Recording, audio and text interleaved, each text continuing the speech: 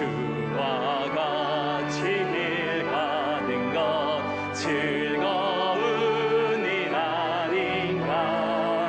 우리 주님 걸어가신 발자취를 밟겠네.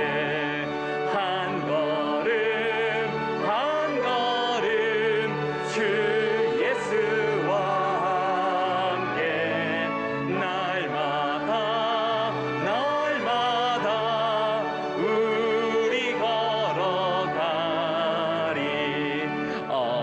어린아이 같은 우리 미련하고 약하나 주의 손에 이끌리어 생명길로 가겠네.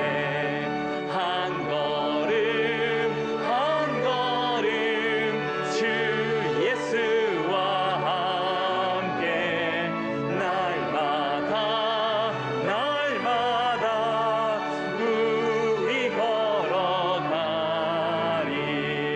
꽃이 피는 들판이나 험한 골짜기라도 주가 인도하는 대로 주와 같이 가겠네. 한 걸음 한 걸음 주 예수와 함께 날마다 날마다 우리 걸어가리. 옛 선지자의 노같이 우리들도 천국에 들려 올라갈 때까지 주와 같이 걷겠네. 한 걸음 한 걸음 주 예수와 함께 날마다 날마다 우리 한 걸음 한 걸음 한 걸음 한 걸음 주 예수와 함께 날마다 날마다 우리 걸어가리. 자, 오늘 누가 하나님의 나라에 들어갈 수 있는가 계속된 주제입니다.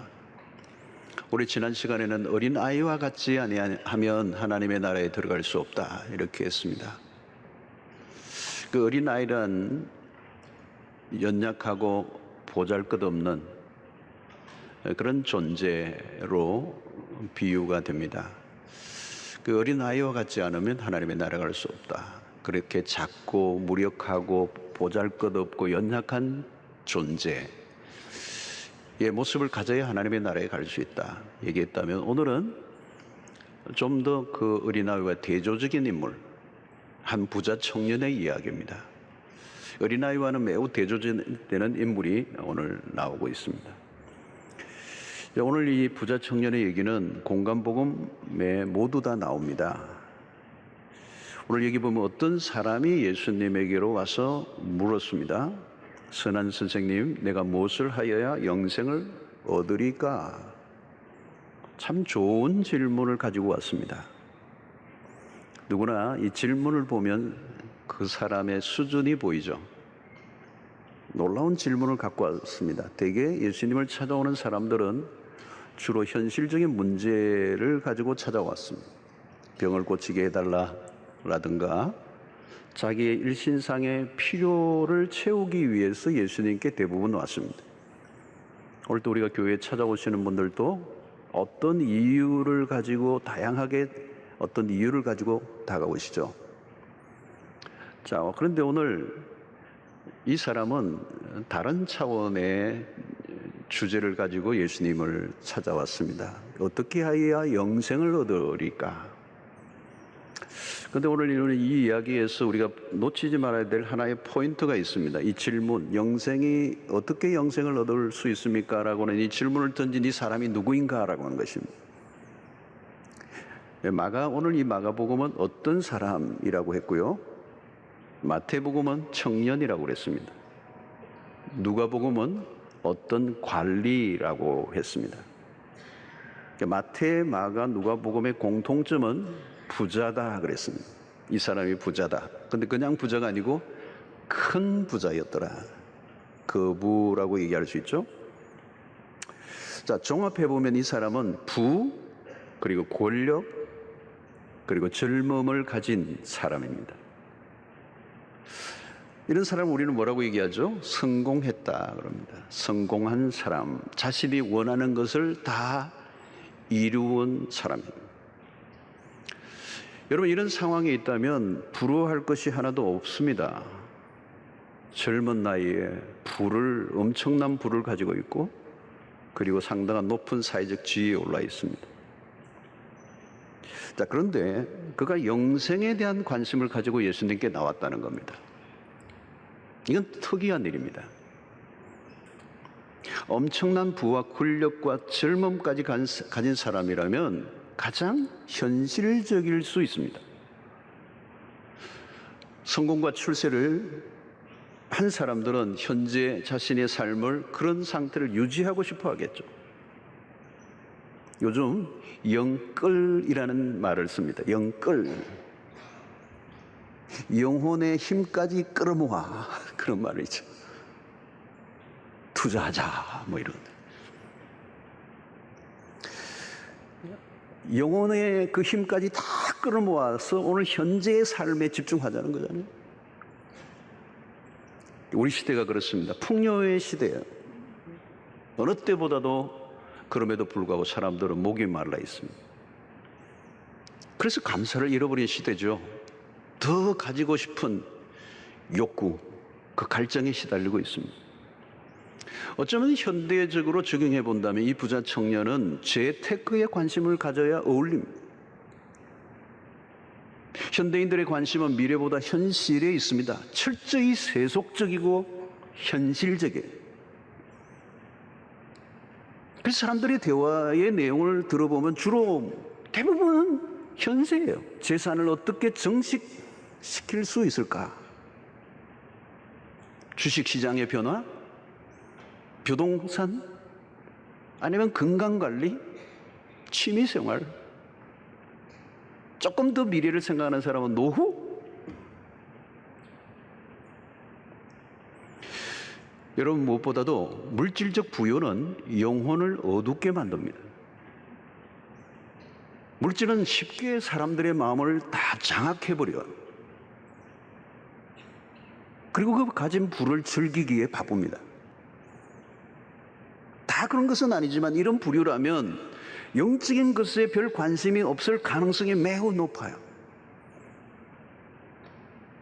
물질적 풍요가 영혼을 얼마든지 빈곤하게 만들 수 있습니다. 지금도 마찬가지입니다. 돈 많고 성공한 젊은이가 영적인 문제로 목사를 자기 발로 찾아와 상담을 요청할 가능성은 거의 없어요. 그런 면에서 오늘 본문에 등장하는 부자 청년은 무엇인가 달라요. 그런 영생에 대한 질문, eternal life, 영생에 대한 질문을 가지고 왔어요. 이 예상 밖입니다. 특별한 일입니다. 자, 오늘 17절을 잠시 보십시다. 예수께서 길에 나가실새 한 사람이 달려와서 꿇어앉아 묻자오되 선한 선생님이여 내가 무엇을 하여야 영생을 얻으리까? 여기에 놀라운 장면이 하나 있어요. 그 사람이 예수님께로 달려왔다는 거예요. 마가는, 이 마가복음을 기록한 마가는 아주 기자 같아요. 레포트 하는 것처럼 어떤 인상적인 장면을 그대로 포착을 하고 스냅처럼 딱 찍어서 우리에게 소개하고 있는 거예요. 달려왔다는 거예요. 달려왔다.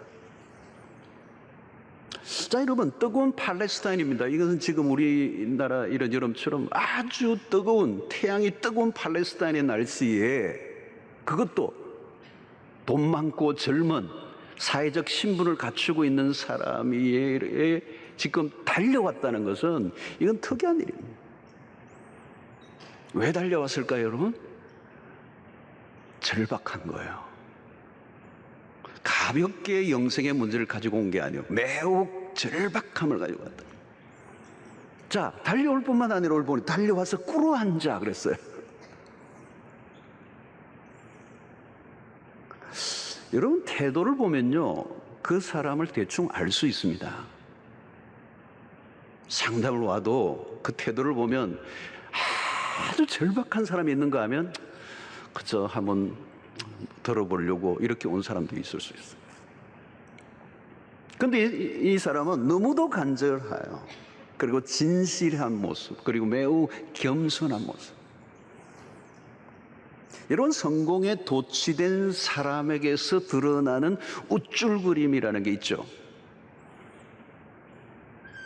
너무 일찍 출세하거나 나이에 비해 너무 많은 부를 가진 사람은 그걸 주체하기 어려워요. 어딘가 모르게 거만함이 드러나게 돼 있습니다. 그런데 이 청년은 달라요. 그런 예수의 권위에 존경을 보내고 있습니다. 이 졸부가 아니라는 거예요.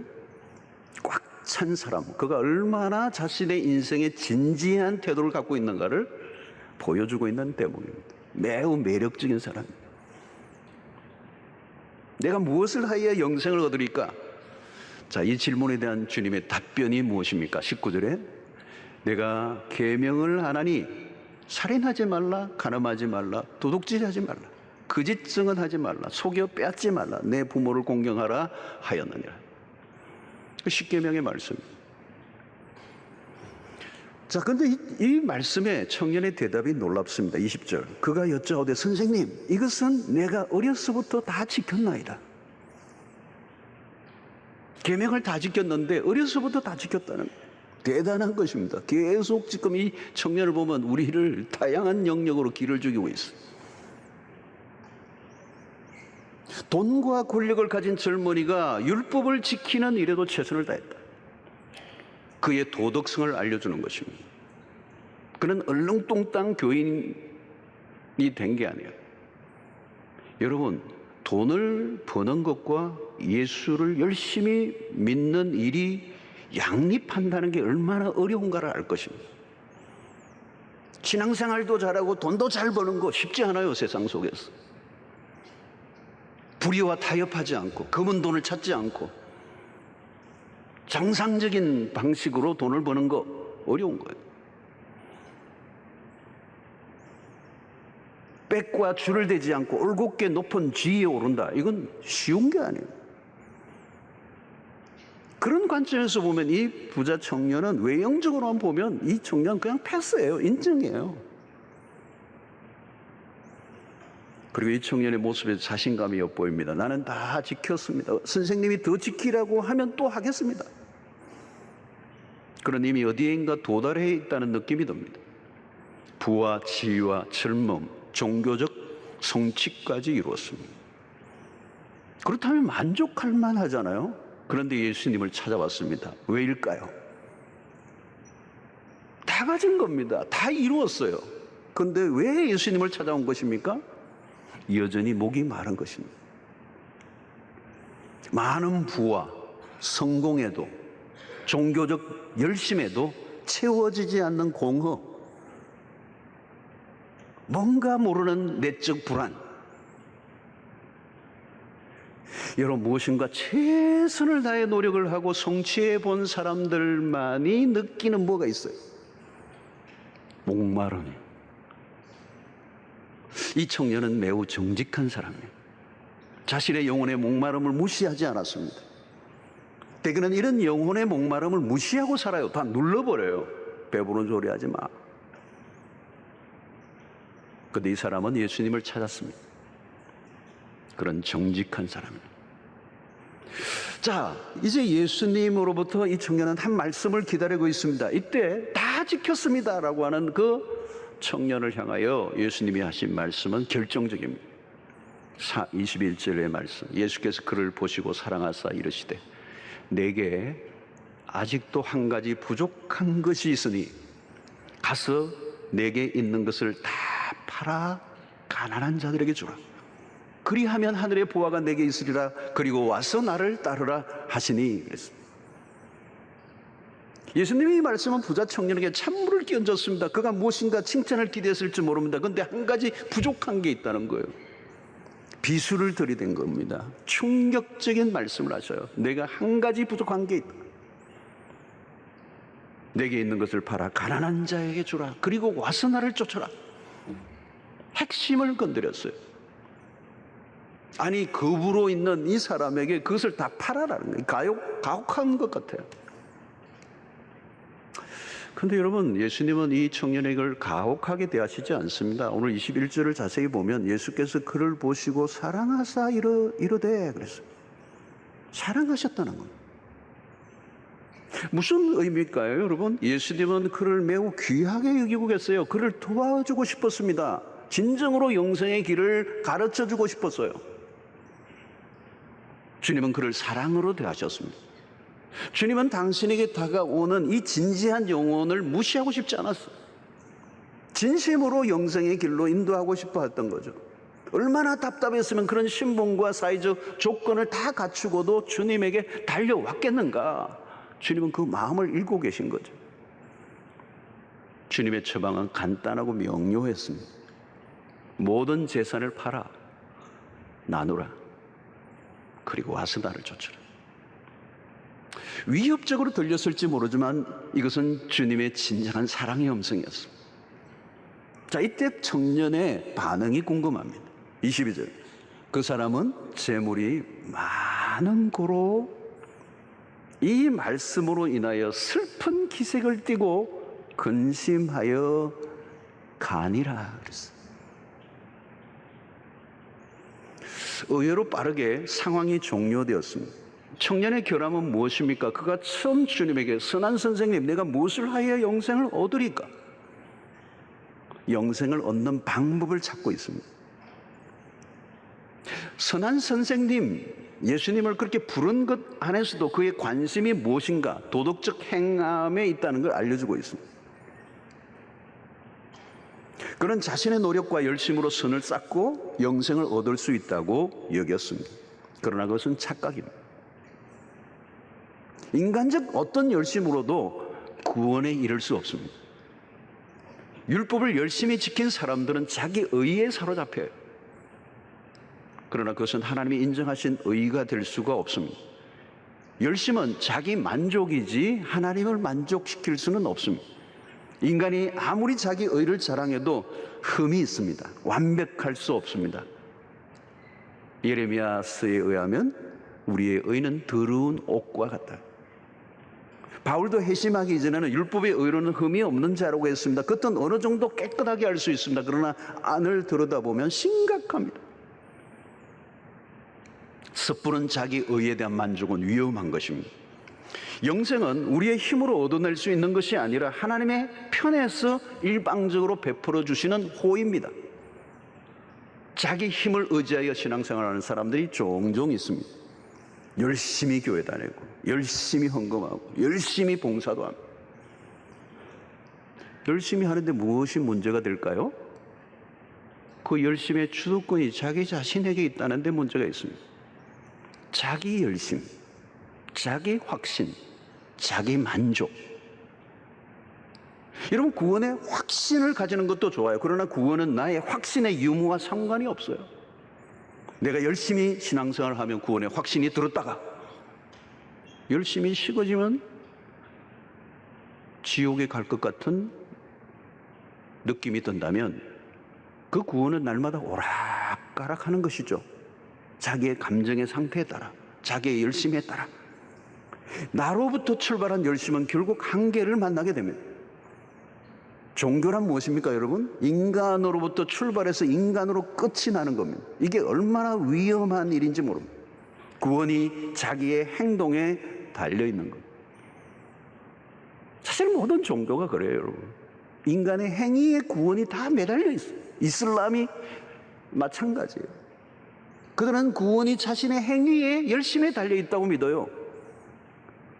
그래서 구원이 불안할수록 더 열심을 냅니다. 오늘 부자 청년은 인간의 연약함을 알지 못했습니다. 자기 무지가 참 무서운 거예요. 그런 노력에도 불구하고 불안했습니다. 무엇인가를 계속 찾고 있었던 것이죠.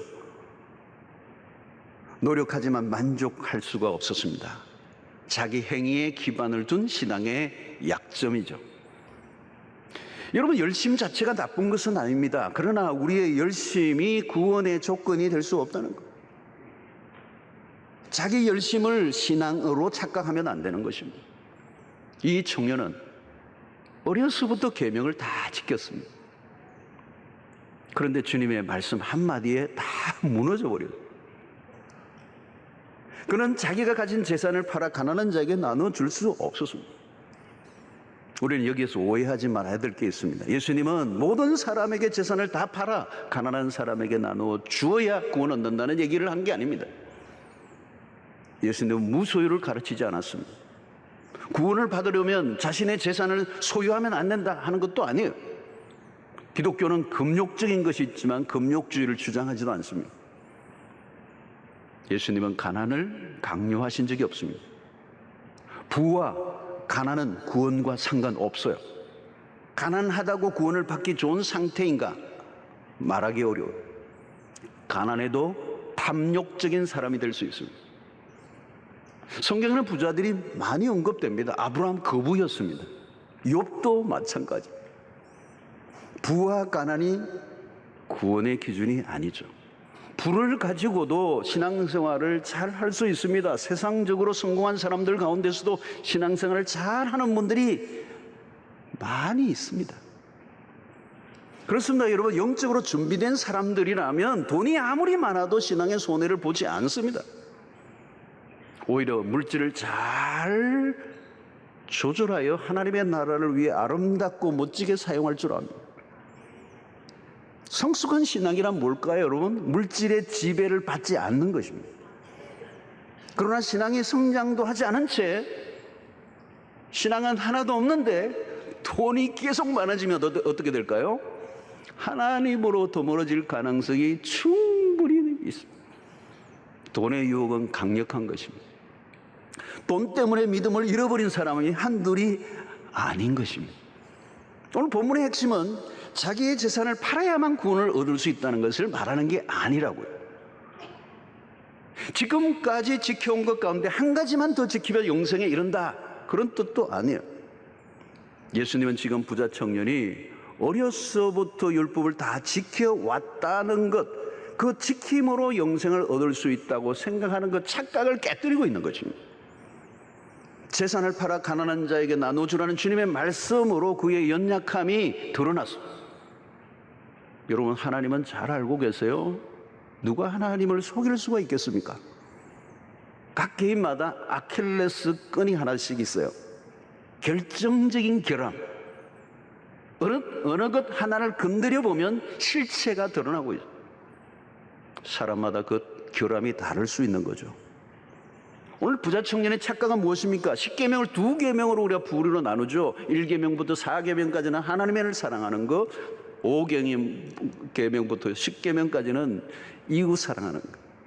자, 이 청년은 5계명부터 10계명을 다 지켰다고 어려서부터 얘기했어요. 그런데 문제는 1계명, 2계명을 어기고 있어요.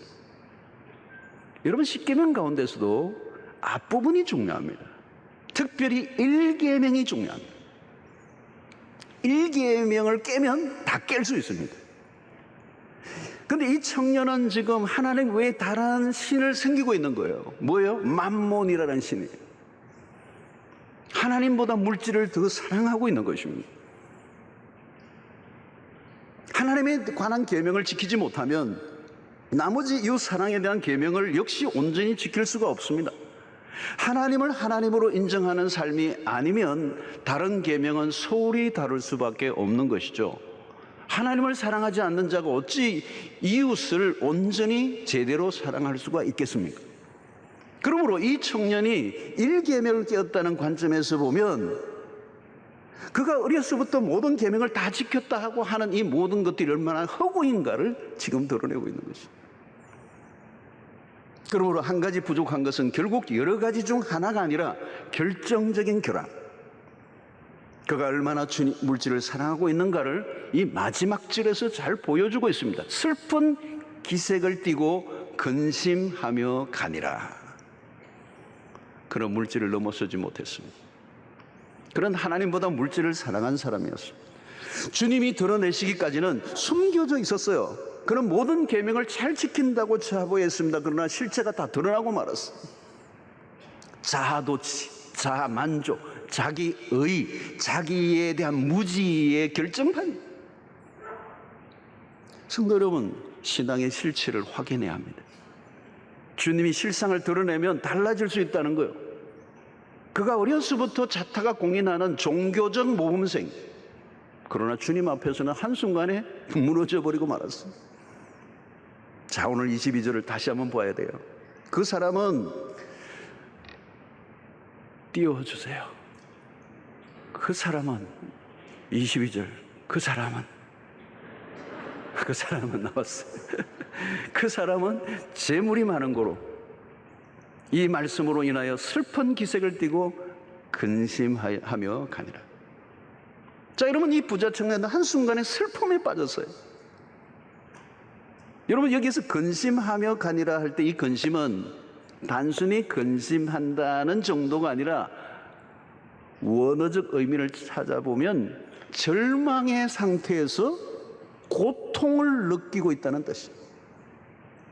고통을 동반한 절망적인 근심. 성도 여러분, 선택의 길에서 결정을 미룰 때 근심은 길어집니다. 하나를 포기해야 다른 하나를 붙잡을 수 있습니다. 우리 인생이 언제나 그래요. 무엇을 포기할까? 그런 예수의 말씀 앞에서 저울질을 한 거죠. 영생과 자기가 가지고 있는 재산과 이 순간과 영원을 선택해야 되는 이 기로에서 그는 결정해야 됩니다. 그런 영생에 대해서 관심이 많았습니다. 그러나 영생을 얻을 준비가 되어 있지 않아요. 그는 매우 종교적인 사람이었습니다. 영성도 있었습니다. 영생을 갈망했습니다. 그동안 누구보다도 많은 노력을 해왔습니다. 간절한 마음으로 예수님에게까지 찾아왔습니다. 그게 근접했습니다. 그러나 거기까지 바로 앞에서 빛이 비추고 있는데 그는 돌아서서 어둠 속으로 들어가 버린 거예요. 그의 중심에는 세상의 보화가 이미 무섭게 자리를 잡고 있습니다. 우리는 여기서 한번 숨을 고르고 다시 이 본문에 집중해야 합니다. 부자 청년의 모습을 통하여 우리에게 무엇을 보여주고 있는가? 돈이 얼마나 위험한 것인가를 소름 끼치게 보여주고 있는 거예요. 그런 영생에 대한 갈망이 분명히 있었습니다. 진지함이 있었습니다. 상당한 대가를 지불할 용기도 있었습니다. 그러나 자신이 가지고 있는 그 많은 돈의 힘 앞에서 무릎을 꿇고 말았어요. 그래서 오늘 22절 하반절에 나오는 이 슬픈 기색을 띠고 근심하여 가니라, 그가 선택한 길. 슬픔이 밀려온 거죠. 그 말씀님의 말씀을 들었지만 그 말씀을 받아들일 수 없었기 때문에 그런 그 말씀으로 인하여 슬픈 기색을 띠고 근심하여 가는데 왠지 내 영혼을 짓누르는 슬픔이 밀려오는 거예요. 왜 여러분 근심하며 떠나간 거예요? 그냥 룰루랄라 가면 되지. 나는 내 길이 있다 하고 가면 되지. 나이스하게 그냥 탁 돌아서 버리면 되는데 왜 슬픈 기색을 띠고 근심하며 간 거예요? 왜냐하면 예수님이 영생의 길을 보여주셨기 때문에. 그럼에도 불구하고 그 영생의 길을 내가 선택하지 못하고 그 재산의 힘이 나를 짓눌러 그 재산의 많음으로 인하여 떠나가는 자신의 모습이 너무 슬픈 거예요. 영원한 구원의 길을 주님으로부터 들었는데도 순종할 수 없는 자신이 너무도 한심한 거예요. 분명히 뭐가 있는데 그걸 붙잡아야 되는데 그렇게 붙잡을 수 없도록 만드는 이 엄청난 자신의 부요가 자기의 발걸음을 돌아서게 한 거예요. 예수님을 만나지 않았다면 그런 자기의 만족과 자기의 도취에 빠져서 그냥 살았을 거예요. 그러나 진리 대신 그리스도를 만나고 구원에 거의 가까이 왔다가 그런 실패를 하고 말한 것입니다. 자, 그러면 그는 왜 그런 선택을 할 수밖에 없었을까? 24절, 25절이 그 답을 해주는 거예요. 자, 이 본문을 제자들이 그 말씀에 놀라는지라 예수께서 다시 대답하여 이르시되 얘들아 하나님의 나라에 들어가기가 얼마나 어려운지 낙타가 바늘기로 나가는 것이 부자가 하나님의 나라에 들어가는 것보다 쉬우니라 하시니, 이 구절은 다음 주를 살펴볼 내용이에요. 굉장히 흥미롭고 재미있는 구절이 이 구절이. 기대하시라. 다음 주일을 기대하시라. 불길한 예감이 드시는 분은 다음 주일 안 나오셔도 돼요. 이 구절이 거의 불가능하다는 얘기를 지금 하고 있는 거란 말이죠. 오늘 부자 청년을 통해 우리의 모습을 보게 됩니다. 각자 적용이 다를 수 있어요. 나에게 한 가지 부족한 것은 무엇일까? 주님은 우리의 마음의 중심을 꿰뚫어 보고 계십니다. 내가 진짜 사랑하고 있는 게 무엇인가? 아무리 아니라고 해도 부인할 수 없는 그 무엇. 여기에서 치열한 전쟁이 벌어지는 것입니다. 간단한 싸움이 아니에요. 여러분, 신앙은 모호하고 추상적인 이야기를 하는 게 아닙니다. 오늘 이 부자 청년의 얘기처럼 얼마나 리얼한, 얼마나 현실적인, 얼마나 실제적인 주제를 다루고 있는 거예요.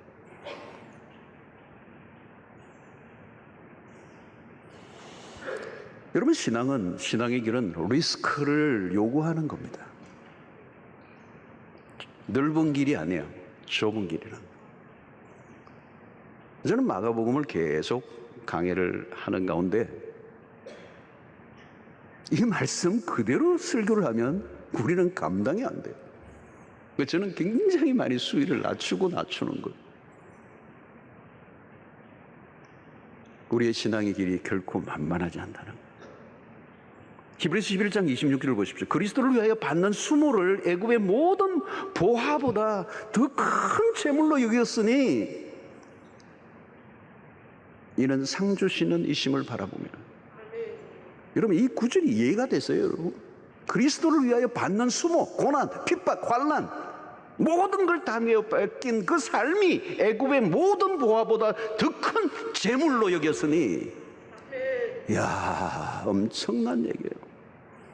이는 상 주시는 이심을 바라보미라. 이 구절을 더 알고 싶으면 이번 주 금요 철학 설교를 들으시면 참고가 될 것입니다. 비교급이죠, 여러분. 비교급. 무엇과 무엇보다. 이 비교급에서 중요한 것은 분별력이에요. 눈에 보이는 것이 전부라고 믿는다면 애굽의 보화보다 더 매력적인 게 어디 있겠어요, 여러분? 그러나 하나님의 나라가 보이면 애굽의 보화는 아무것도 아니에요. 무엇을 보느냐의 싸움입니다. 결국 보느냐의 싸움은 믿음의 문제고, 믿음은 보이지 않는 것에 눈을 뜨게 하는 것이기 때문에 모세는 믿음에 눈을 뜬 것이죠. 애굽의 모든 보화의 한계, 물질의 유한성을 본 거죠. 여러분, 세상의 것들은 잠깐입니다. 부자 청년은 자신이 가진 재물이 얼마나 유한한가를 몰랐어요. 그는 영원하지 않는 것을 위해 모든 걸 걸어버렸습니다. 여러분, 우리가 내가 사랑하고 애착을 가지고 있는 것을 포기하면 끝이라고 생각합니다. 그래서 움켜쥐고 결사적으로 지키려고 합니다. 그러나 우리가 붙들고 있다고 지킬 수 있는 게 아니에요. 우리가 아무리 붙들고 있어도 때가 되면 사라지게 돼 있어요. 제가 예언을 하나 합니다. 여러분들이 지금 가지고 있는 것들은 반드시 어떤 것이든 주인이 바뀌게 돼 있어요. 등기를 해도 소용없어요. 도장을 몇 개 찍어도 소용없어요. 문서로 아무리 남겨놓아도 소용없어요.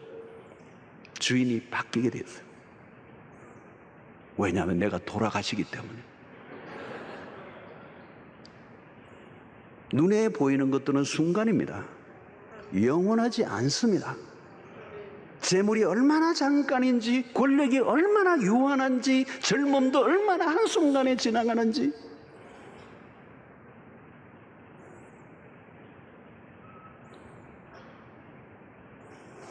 오늘날도 근심하여 서서히 떠나가는 사람들이 많아요. 처음에는 주님을 따르는 듯 하는 사람은 많습니다. 외적으로 보면 신앙이 좋아 보이는 사람들 꽤 있습니다. 때로는 열심히 합니다. 사람들로부터 인정도 받습니다. 그러나 내적으로는 깊은 고민과 갈등을 가지고 있습니다. 둘 사이를 오락가락합니다. 그러나 어느 순간, 결정적인 순간에 떠나가는 사람들. 그래서 본문에 근심하여 떠난 청년은 다시 돌아왔다는 이야기가 성경의 기록에는 없어요. 그는 돌아오지 않았어요. 오늘 또 제2, 제3의 부자 청년들이 그 뒤에 줄을 서 있는 것이죠.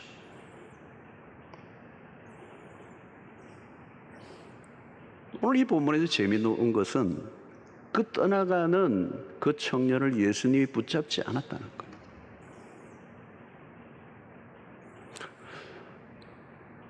붙잡아도 소용이 없어요. 그가 하나님의 나라를 보지 않았기 때문에, 하나님의 가치에 눈을 뜨지 않은 사람은 붙잡아도 또 떠날 것이고. 여러분, 말씀을 들을 때 근심이 찾아온다면 그대로 두면 안 됩니다. 한 가지 부족을 해결해야 합니다. 주님이 양보할 수 없는 한 가지를 요구하십니다. 여러분들에게는 무엇이 그 한 가지입니까? 왜 근심하십니까? 말씀에 대한 순종을 미룰 때 근심은 사라지지 않습니다. 선택해야 하고 포기해야 할 것이 있습니다. 부자 청년은 영생을 얻고자 하는 마음이 분명히 있었습니다. 그러나 결정적인 순간에 실패했습니다. 그가 많은 것을 가졌지만 가장 귀중한 것을 잃어버렸어.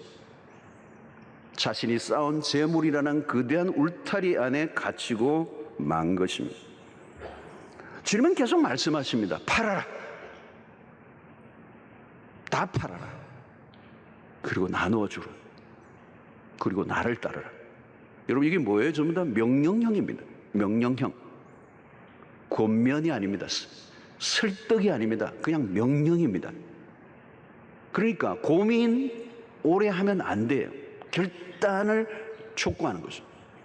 영생은 그리스도를 따르고자 결단하는 사람에게 그리스도께서 주시는 거예요. 그리스도를 믿고 따를 준비가 되어 있는가? 라는 이 질문에 결국 부자 청년은 재물이 걸렸던 거예요. 그리고 오늘과 다음 주일날 계속해서 우리에게 주는 가장 무서운 하나의 장애물이 재물이라고 하는 사실. 그래서 마태복음 6장 24절에 예수님은 이미 산상수훈에서 이 말씀을 일찍이 언급하셨어요. 한 사람이 두 주인을 섬기지 못할 것이니 혹 이를 미워하고 저를 사랑하거나 혹 이를 중히 여기고 저를 경히 여김이라. 너희가 하나님과 재물을 겸하여 섬기지 못하느니라. 여기 핵심이 뭔지 아세요, 여러분? 겸하여. 하나님과 재물을 겸하여. 신앙의 핵심입니다. 2000년 전에 예수님이 보신 해안이에요. 그 당시에 거대한 로마의 시즈와 하나님을 대조하고 있지 않습니다. 2000년 전에 이미 예수님은 하나님과 대적할 수 있는 가장 강력한 힘은 재물이라고 하는 것을 보신 것이죠. 여러분, 여기서 겸하여 섬길 수 없다. 신앙의 핵심입니다. 예수님을 따르는 일에 대가 지불을 요구합니다. 그래서 마태복음 13장에 밭의 보화를 발견한 사람이 자신의 재산을 팔아 그 밭을 산 비유의 이야기가 마태복음 13장에 나옵니다. 누가 자신의 재산을 다 팔 수 있습니까? 그 밭의 보화를 발견했기 때문에. 그러나 그 밭의 보화를 알지 못하는 사람의 입장에서는 자신의 재산을 팔아 그 밭을 사는 사람은 미친 행위예요. 그렇습니다, 여러분. 오늘 세상 속에 하나님의 나라를 발견하고 이 땅에 살아가는 사람들의 행위는 예수를 믿지 않고 하나님의 나라를 보지 않은 사람, 하나님의 나라의 가치를 알지 못하는 사람의 입장에서 보면 예수 믿는 게 미친 짓이에요. 그래서 여러분 한두 번 정도 미쳤다 소리를 들었으면 그게 정상입니다. 안정산인이 되려고 애를 쓰지 마세요. 그게 정상이에요. 바울은 그리스도를 얻었기 때문에 그 얻은 후에 자신에게 모든 것에 그동안 추구했던 것이 배설물과 같이 가치의 전이가 일어난 것이죠. 세상의 것들을 잃어버린 것을 조금도 아까워하지 않습니다. 여러분 오늘 우리의 삶 속에 오늘 이 부자 청년이 주는 메시지는 무엇입니까? 지금 무엇을 붙들고 있는가요? 무엇을 쫓고 있는가? 무엇을 사랑하고 있는가? 여러분들의 마음의 중심에 무엇이 놓여 있는가?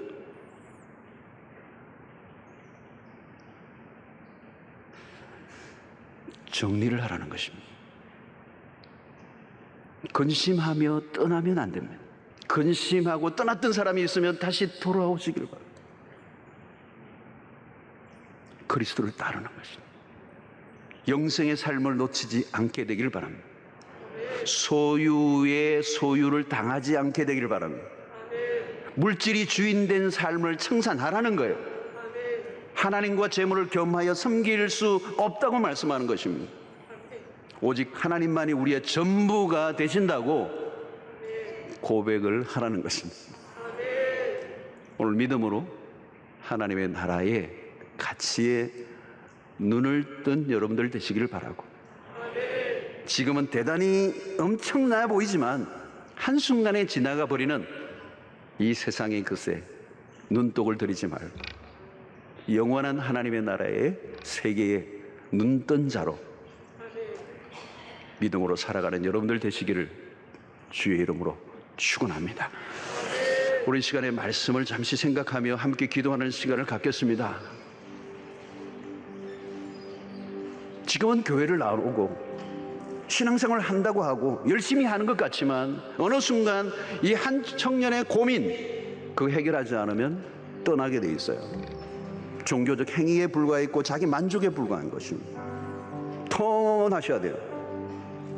나는 무엇을 찾고 있는가? 영생은 방법이 아닙니다. 하나님의 은혜로 주어지는 것입니다. 이 세상의 것을 추구하지 않고 그리스도를 온전히 따르는 자들에게 하나님의 은혜가 임하게 된 것입니다. 믿음의 길은 결코 넓은 길이 아니요 좁은 길입니다. 대가를 지불해야 합니다. 하나님도 사랑하고 세상도 사랑할 수 있는 길은 없어요. 두 가지 길이 없어요. 한 가지를 선택하는 것입니다. 포기하라는 것입니다. 내 마음의 우상을 제거하라는 것입니다. 하나님, 나를 영생의 길로 인도하여 주시옵소서. 우리 함께 기도하겠습니다. 할렐루야. 하나님 아버지, 오늘 이 시간에 우리에게 주신 말씀을 통하여 한 부자 청년의 고민과 갈등이 오늘 우리에게도 있음을 인정합니다. 주님 자비를 베풀어 주시기를 원합니다. 영생의 그 복을 누리기를 원합니다. 영원한 삶을 누리기를 원합니다. 하나님, 우리의 삶에 우상들을 제거하게 하여 주시고 우리 안에 있는 재물에 대한 욕망을 내려놓게 하여 주시고 온전히 주님만을 따르고 주님만을 쫓아가는 저희들 될 수 있도록 도와주시옵소서. 하나님 아버지, 황금 만능주의, 오늘 지상의 모든 것을 다 아버지 이루고자 하는 이 헛된 욕망을 내려놓게 하여 주시고 오직 주님만을 찾고 주님만을 의지하는 주의 백성들 다 되게 하여 주시옵소서. 하나님 함께해 주셔서 주의 순수한 성도들로 이 땅 가운데 승리하고 믿음으로 하나님 구원의 역사에 참여하는 은혜가 있게 하여 주시옵소서.